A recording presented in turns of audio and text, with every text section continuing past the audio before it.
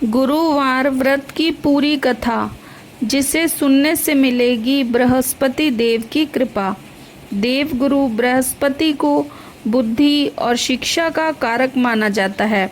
गुरुवार को बृहस्पति देव की पूजा करने से धन, विद्या, मान सम्मान, प्रतिष्ठा और अन्य मनोवांछित फल की प्राप्ति होती है। धार्मिक ग्रंथों के अनुसार गुरुवार को भगवान बृहस्पति की पूजा करने का विधान है। गुरुवार के दिन व्रत और कथा सुनने से घर परिवार में सुख समृद्धि बनी रहती है। आइए जानते हैं गुरुवार व्रत कथा के बारे में। तो दोस्तों, कथा शुरू करने से पहले कमेंट बॉक्स में बृहस्पति देव की जय जरूर लिखें। प्राचीन काल की बात है, किसी राज्य में एक बड़ा प्रतापी और दानी राजा राज करता था। वह हर गुरुवार को व्रत रखकर दीन दुखियों की मदद करके पुण्य प्राप्त करता था। परंतु ये बात उसकी रानी को अच्छी नहीं लगती थी। वह न तो व्रत करती थी और न ही दान पुण्य में विश्वास रखती थी। इतना ही नहीं, वह राजा को भी ऐसा करने से मना करती थी। एक समय की बात है, राजा शिकार खेलने के लिए वन गए। घर पर रानी और दासी थी। उसी समय गुरु बृहस्पति देव साधु का रूप धारण कर राजा के दरवाजे पर भिक्षा मांगने आए। साधु ने जब रानी से भिक्षा मांगी तो वह कहने लगी, हे साधु महाराज, मैं इस दान और पुण्य से तंग आ गई हूँ। आप कोई ऐसा उपाय बताएं जिससे कि सारा धन नष्ट हो जाए और मैं आराम से रह सकूं। इतना सुनकर बृहस्पति देव ने कहा, हे देवी, तुम बड़ी विचित्र हो। संतान और धन से कोई दुखी होता है? अगर अधिक धन है तो इसे शुभ कार्यों में लगाओ। कुंवारी कन्याओं का विवाह कराओ, विद्यालय और बाग बगीचे का निर्माण कराओ, जिससे तुम्हारे दोनों लोग सुधर सकें। परंतु साधु की इन बातों से रानी को खुशी नहीं हुई। उसने कहा कि मुझे ऐसे धन की आवश्यकता नहीं है जिसे मैं दान दूं और जिसे संभालने में मेरा सारा समय नष्ट हो जाए। तब साधु ने कहा, अगर तुम्हारी ऐसी इच्छा है तो मैं जैसा तुम्हें बताता हूँ तुम वैसा ही करना। गुरुवार के दिन तुम घर को गोबर से लीपना, अपने बालों को पीली मिट्टी से धोना, राजा से हजामत बनाने को कहना, भोजन में मांस मदिरा का प्रयोग करना, कपड़े धोबी के यहाँ धुलने देना। इस प्रकार 7 बृहस्पतिवार करने से तुम्हारा समस्त धन नष्ट हो जाएगा। इतना कहकर साधु के रूप में बृहस्पति देव अंतर्ध्यान हो गए।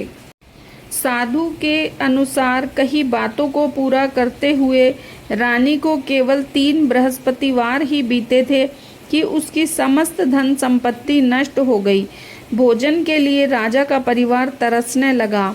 तब एक दिन राजा ने रानी से बोला कि हे रानी, तुम यहीं रहो, मैं दूसरे देश को जाता हूँ, क्योंकि यहाँ पर सभी लोग मुझे जानते हैं, इसीलिए मैं कोई छोटा कार्य नहीं कर सकता। ऐसा कहकर राजा दूसरे देश चला गया। वहाँ वह जंगल से लकड़ी काट कर लाता और शहर में बेचता। इसी तरह अपना जीवन व्यतीत करने लगा। इधर राजा के परदेश जाते ही रानी और दासी दुखी रहने लगी। एक बार जब रानी और दासी को 7 दिन तक बिना भोजन के रहना पड़ा तो रानी ने अपनी दासी से कहा, हे दासी, पास ही के नगर में मेरी बहन रहती है, वह बड़ी धनवान है, तू उसके पास जाकर कुछ और ले आ ताकि थोड़ी बहुत गुजर बसर हो जाए। दासी रानी की बहन के पास गई। उस दिन गुरुवार था और रानी की बहन उस समय बृहस्पतिवार व्रत की कथा सुन रही थी। दासी ने रानी की बहन को अपनी रानी का संदेश दिया, लेकिन रानी की बड़ी बहन ने कोई उत्तर नहीं दिया। जब दासी को रानी की बहन से कोई उत्तर नहीं मिला तो वह बहुत दुखी हुई और उसे क्रोध भी आया। दासी ने वापस आकर रानी को सारी बात बता दी। ये सुनकर रानी ने अपने भाग्य को कोसा। उधर रानी की बहन ने सोचा कि मेरी बहन की दासी आई थी, परंतु मैं उससे बोली नहीं, इससे वह बड़ी दुखी हुई होगी। कथा सुनकर और पूजा समाप्त करके वह अपनी बहन के घर आई और कहने लगी, हे बहन, मैं बृहस्पतिवार का व्रत कर रही थी। तुम्हारी दासी मेरे घर आई थी, परंतु जब तक कथा होती तब तक न तो उठते और न ही बोलते हैं, इसीलिए मैं नहीं बोली। बताओ दासी क्यों आई थी? रानी बोली, बहन तुमसे क्या छिपाऊं, हमारे घर में खाने को अनाज तक नहीं है। ऐसा कहते कहते रानी की आंखें भर आईं। उसने दासी समेत पिछले 7 दिनों से भूखे रहने की पूरी बात अपनी बहन को बता दी। रानी की बहन बोली, देखो बहन, भगवान बृहस्पति देव सबकी मनोकामना पूर्ण करते हैं। देखो, शायद तुम्हारे घर में अनाज रखा हो। पहले रानी को विश्वास नहीं हुआ, पर बहन के आग्रह करने पर उसने अपनी दासी को अंदर भेजा तो उसे सचमुच अनाज से भरा एक घड़ा मिल गया। ये देखकर दासी को बड़ी हैरानी हुई। दासी रानी से कहने लगी, हे रानी, जब हमको भोजन नहीं मिलता तो हम व्रत ही तो करते हैं, इसीलिए क्यों ना इनसे व्रत और कथा की विधि पूछ ली जाए ताकि हम भी व्रत कर सकें। तब रानी ने अपनी बहन से बृहस्पतिवार व्रत के बारे में पूछा। उसकी बहन ने बताया, बृहस्पतिवार के व्रत में चने की दाल और मुनक्का केले की जड़ में अर्पित करें तथा दीपक जलाएं। व्रत कथा सुने और पीला भोजन ही करें। इससे बृहस्पति देव और भगवान विष्णु प्रसन्न होते हैं। व्रत और पूजा की विधि बताकर रानी की बहन अपने घर को लौट गई। 7 दिन बाद जब गुरुवार आया तो रानी और दासी ने व्रत रखा। वह घुड़साल में जाकर चना और गुड़ लेकर आईं। फिर उससे केले की जड़ तथा विष्णु भगवान की पूजा की। अब पीले भोजन की चिंता को लेकर दोनों बहुत दुखी हुई। चूँकि उन्होंने व्रत रखा था, इसलिए बृहस्पति देव उनसे प्रसन्न थे। वह साधारण व्यक्ति का रूप धारण कर 2 थालों में पीला भोजन दासी को दे गए। भोजन पाकर दासी प्रसन्न हुई और फिर रानी के साथ मिलकर भोजन ग्रहण किया। उसके बाद वह सभी गुरुवार को व्रत और पूजा करने लगी। बृहस्पति देव की कृपा से उनके पास फिर से धन संपत्ति आ गई, परंतु रानी फिर से पहले की तरह आलस्य करने लगी। तब दासी बोली, देखो रानी, तुम पहले भी इस प्रकार आलस्य करती थी।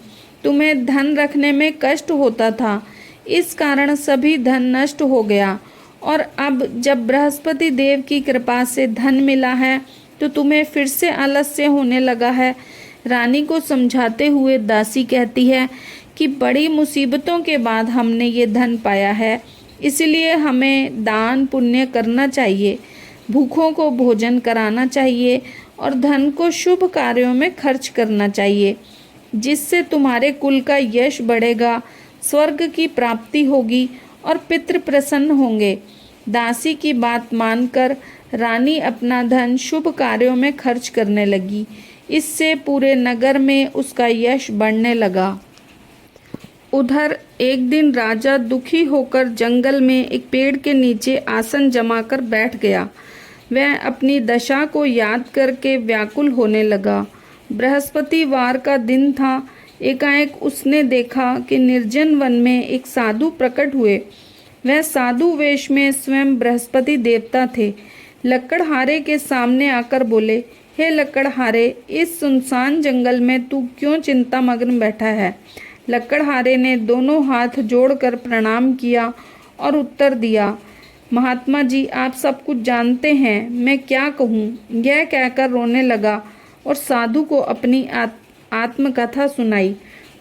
महात्मा जी ने कहा, तुम्हारी स्त्री ने बृहस्पति देव के दिन बृहस्पति भगवान का निरादर किया है, जिसके कारण रुष्ट होकर उन्होंने तुम्हारी यह दशा कर दी। अब तुम चिंता को दूर करके मेरे कहने पर चलो, तुम्हारे सब कष्ट दूर हो जाएंगे और भगवान पहले से भी अधिक संपत्ति देंगे। तुम बृहस्पति के दिन कथा किया करो। 2 पैसे के चने मुनक्के लाकर उनका प्रसाद बनाओ और शुद्ध जल से लोटे में शक्कर मिलाकर अमृत तैयार करो। कथा के पश्चात अपने सारे परिवार और सुनने वाले प्रेमियों में अमृत का प्रसाद बांटकर अपने आप भी ग्रहण करो। ऐसा करने से भगवान तुम्हारी सब मनोकामनाएं पूरी करेंगे। साधु के ऐसे वचन सुनकर लकड़हारा बोला, हे प्रभु, मुझे लकड़ी बेचकर इतना पैसा नहीं मिलता जिससे भोजन के उपरांत कुछ बचा सकूं। मैंने रात्रि में अपनी स्त्री को व्याकुल देखा है। मेरे पास कुछ भी नहीं है जिससे मैं उसकी खबर मंगा सकूं। साधु ने कहा, हे लकड़हारे, तुम किसी बात की चिंता मत करो। बृहस्पति के दिन तुम रोजाना की तरह लकड़ियां लेकर शहर को जाओ। तुमको रोज से दुगना धन प्राप्त होगा, जिससे तुम भली भांति भोजन कर लोगे तथा बृहस्पति देव की पूजा का सामान भी आ जाएगा। इतना कहकर साधु अंतर्ध्यान हो गए। धीरे धीरे समय व्यतीत होने लगा, पर फिर बृहस्पतिवार का दिन आया। लकड़हारा जंगल से लकड़ी काटकर किसी शहर में बेचने गया। उसे उस दिन और दिन से अधिक पैसा मिला। राजा ने गुड़ चना आदि लाकर गुरुवार का व्रत किया। उस दिन से उसके सभी कलेश दूर हुए, परंतु जब दोबारा गुरुवार का दिन आया तो बृहस्पतिवार का व्रत करना भूल गया। इस कारण बृहस्पति भगवान नाराज हो गए। उस दिन उस नगर के राजा ने विशाल यज्ञ का आयोजन किया था तथा शहर में यह घोषणा करा दी थी कि यदि कोई मनुष्य अपने घर में भोजन न बनावे, न आग जलावे, समस्त जनता मेरे यहाँ भोजन करने आवे। इस आज्ञा को जो न मानेगा उसे फांसी की सजा दी जाएगी। इस तरह की घोषणा संपूर्ण नगर में करवा दी गई। राजा की आज्ञा अनुसार शहर के सभी लोग भोजन करने गए, लेकिन लकड़हारा कुछ देर से पहुंचा। इसीलिए राजा उसको अपने साथ घर लिवा ले गए और ले जाकर भोजन करा ही रहे थे कि रानी की दृष्टि उस खूंटी पर पड़ी जिस पर हार लटका हुआ था। वह वहां पर दिखाई नहीं दिया। रानी ने निश्चय किया कि मेरा हार इस मनुष्य ने चुरा लिया है। उसी समय सिपाहियों को बुलाकर उसको कारागार में डलवा दिया। जब लकड़हारा कारागार में पड़ गया और बहुत दुखी होकर विचार करने लगा कि न जाने कौन से पूर्व जन्म के कर्म से मुझे यह दुख प्राप्त हुआ है, और उसी साधु को याद करने लगा जो कि जंगल में मिला था। उसी समय तत्काल बृहस्पति देव साधु के रूप में प्रकट हुए और उसकी दशा को देखकर कहने लगे, अरे मूर्ख, तूने बृहस्पति देव की कथा नहीं करी, इस कारण तुझे दुख प्राप्त हुआ है। अब चिंता मत कर। बृहस्पतिवार के दिन कारागार के दरवाजे पर 4 पैसे पड़े मिलेंगे। उनसे तू बृहस्पति देव की पूजा करना, तेरे सभी कष्ट दूर हो जाएंगे। बृहस्पति के दिन उसे 4 पैसे मिले। लकड़हारे ने कथा कही। उसी रात्रि को बृहस्पति देव ने उस नगर के राजा को स्वप्न में कहा, हे राजा, तुमने जिस आदमी को कारागार में बंद कर दिया है वह निर्दोष है, वह राजा है, उसे छोड़ देना। रानी का हार उसी खूंटी पर लटका है। अगर तू ऐसा नहीं करेगा तो मैं तेरे राज्य को नष्ट कर दूंगा। इस तरह रात्रि के स्वप्न को देखकर राजा प्रातःकाल उठा और खूंटी पर हार देखकर लकड़हारे को बुलाकर क्षमा मांगी तथा लकड़हारे को योग्य सुंदर वस्त्र आभूषण देकर विदा किया। बृहस्पति देव की आज्ञा अनुसार लकड़हारा अपने नगर को चल दिया। राजा जब अपने नगर के निकट पहुंचा तो उसे बड़ा आश्चर्य हुआ। नगर में पहले से अधिक बाग, तालाब, कुएं तथा बहुत सी धर्मशालाएं, मंदिर आदि बन गई हैं। राजा ने पूछा, यह सब बाग और धर्मशाला हैं, किसके हैं? तब नगर के सब लोग कहने लगे कि ये सब रानी और बांदी के हैं। तो राजा को आश्चर्य हुआ और गुस्सा भी आया। जब रानी ने यह खबर सुनी कि राजा आ रहे हैं तो उन्होंने बांदी से कहा कि हे दासी, देख, राजा हमको कितनी बुरी हालत में छोड़कर गए थे। हमारी ऐसी हालत देखकर वह लौट न जाए, इसीलिए तू दरवाजे पर खड़ी हो जा। आज्ञा अनुसार दासी दरवाजे पर खड़ी हो गई। राजा आए तो उन्हें अपने साथ लिवा लाई।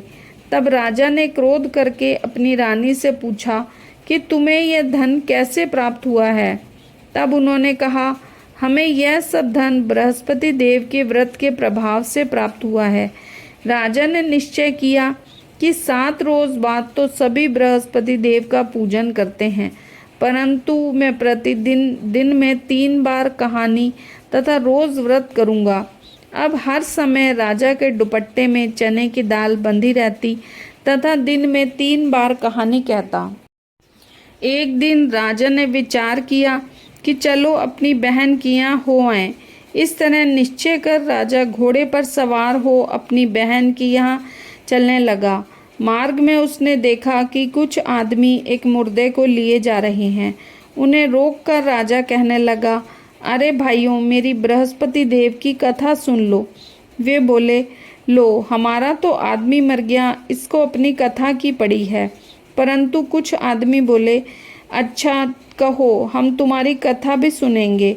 राजा ने दाल निकाली और जब कथा आधी हुई कि मुर्दा हिलने लगा और जब कथा समाप्त हो गई तो राम राम करके मनुष्य उठकर खड़ा हो गया। आगे मार्ग में उसे खेत में किसान हल चलाता मिला। राजा ने उसे देख और उससे बोले, अरे भैया, तुम मेरी बृहस्पतिवार की कथा सुन लो। किसान बोला, जब तक मैं तेरी कथा सुनूंगा तब तक 4 हरिया खेत जोत लूँगा। जहाँ अपनी कथा किसी और को सुनाना। इस तरह राजा आगे चलने लगा। राजा के हटते ही बैल पछाड़ खाकर गिर गए तथा किसान के पेट में बड़ी जोर से दर्द होने लगा। उस समय उसकी माँ रोटी लेकर आई। उसने जब यह देखा तो अपने पुत्र से सब हाल पूछा और बेटे ने सभी हाल कह दिया तो बुढ़िया दौड़ी दौड़ी उस घुड़सवार के पास गई और उससे बोली कि मैं तेरी कथा सुनूंगी, तू अपनी कथा मेरे खेत पर चलकर ही कहना। राजा ने बुढ़िया के खेत पर जाकर कथा कही, जिसके सुनते ही वे बैल उठ खड़े हुए तथा किसान के पेट का दर्द भी बंद हो गया। अब राजा अपनी बहन के घर पहुंचा। बहन ने भाई की खूब मेहमानी की। रोज प्रातःकाल जागा। राजा जब दूसरे रोज प्रातःकाल को जागा तो वह देखने लगा कि सब लोग भोजन कर रहे हैं। राजा ने अपनी बहन से कहा, बहन, कोई ऐसा मनुष्य है जिसने भोजन नहीं किया हो? मेरी बृहस्पतिवार की कथा सुन ले। बहन बोली, हे भैया, यह देश ऐसा ही है कि पहले यहाँ लोग भोजन करते हैं, बाद में कोई अन्य काम करते हैं। अगर कोई पड़ोस में हो तो दिखाऊं। ऐसा कहकर वह देखने चली गई, परंतु उसे कोई ऐसा व्यक्ति नहीं मिला जिसने भोजन न किया हो।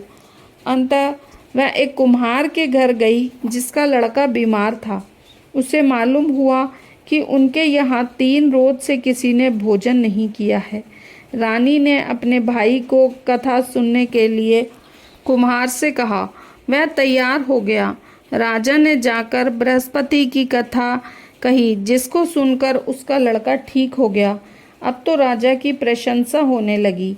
एक रोज राजा ने अपनी बहन से कहा कि हे बहन, हम अपने घर को जाएंगे, तुम भी तैयार हो जाओ। राजा की बहन ने अपनी सास से कहा। सास ने कहा, हाँ चली जा, परंतु लड़कों को मत ले जाना, क्योंकि तेरे भाई के कोई औलाद नहीं है। बहन ने अपने भैया से कहा, हे भैया, मैं तो चलूँगी, पर कोई बालक नहीं जाएगा। राजा बोला, जब कोई बालक नहीं चलेगा तब तुम ही क्या करोगी? बड़े दुखी मन से राजा अपने नगर को लौट आया। राजा ने रानी से कहा, हम निर्वंशी हैं, हमारा मुंह देखने का धर्म नहीं है, और कुछ भोजन आदि नहीं किया। रानी बोली, हे प्रभु, बृहस्पति देव ने हमें सब कुछ दिया है, वह हमें औलाद अवश्य देंगे। उसी रात को बृहस्पति देव ने राजा से स्वप्न में कहा, हे राजा, उठ, सभी सोच त्याग दे, तेरी रानी गर्भ से है। राजा की ये बात सुनकर बड़ी खुशी हुई। 9वें महीने में उसको सुंदर पुत्र पैदा हुआ। तब राजा बोला, हे रानी, स्त्री बिना भोजन के रह सकती है, पर बिना कहे नहीं रह सकती। जब मेरी बहन आवे तो तुम उससे कुछ मत कहना। रानी ने सुनकर हाँ कर दिया। जब राजा की बहन ने यह शुभ समाचार सुना तो बहुत खुश हुई। तथा बधाई लेकर अपने भाई के यहाँ आई। तब रानी ने कहा, घोड़ा चढ़कर तो नहीं आई, गधा चढ़ी आई। राजा की बहन बोली, भाभी, मैं इस प्रकार न कहती तो तुम्हें औलाद कैसे मिलती। बृहस्पति देव ऐसे ही हैं, जिसके मन में कामनाएं हैं सभी को पूर्ण करते हैं। जो सद्भावना पूर्वक बृहस्पतिवार का व्रत करता है एवं कथा को पढ़ता या सुनता है, दूसरों को सुनाता है, बृहस्पति देव उसकी सभी मनोकामना पूर्ण करते हैं।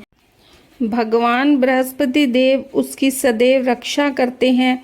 संसार में जो मनुष्य सद्भावना से भगवान का पूजन व्रत सच्चे हृदय से करते हैं तो उनकी सभी मनोकामनाएं पूर्ण करते हैं।